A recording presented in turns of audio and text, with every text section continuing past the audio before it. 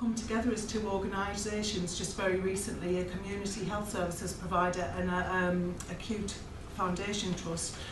So we were a new team together as well, and I think some of the tools and techniques were new. So, you know, we were coming together as a new team using a new methodology, and obviously there's all the anxiety that provokes in the team, and Sam will tell you a little bit about what that felt like for the people involved. So, understandably, we are a group of unit managers, ward managers, with modern matrons and CBMs, and we sat in this group thinking this is a waste of our 2 days again, because we've done it last year, we did it the year before, and actually nothing's really changed. And you know, they introduced themselves and they said Kaizen, and they said Kaizen, what's a Kaizen? Do you know what I mean? It's a new word for whatever, the new buzzword. And it was, we were sitting there with a very negative attitude, because we've been through so much. You know, as an NHS, how much have we been through in the last few years? It's phenomenal, isn't it? And we think, what's it going to do for our patients? Because we're on the wards here, what's it going to mean to us? So they gave us this spiel, we're sitting there, and they said, what would you like to get out of the day? And we were saying to improve patient care and, you know, to be listened to and all the key things. And they said, this is what it's about. So we started in my little workshops, and wow, I tell you, when I turned to drink by the end of it. I was absolutely exhausted. But you know what?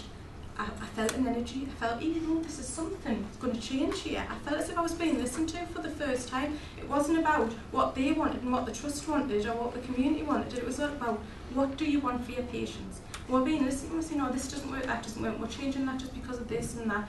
We're saying, right, so what are you going to do about it? They were actually throwing it back to us, and we had to sit and say what we were going to do about it.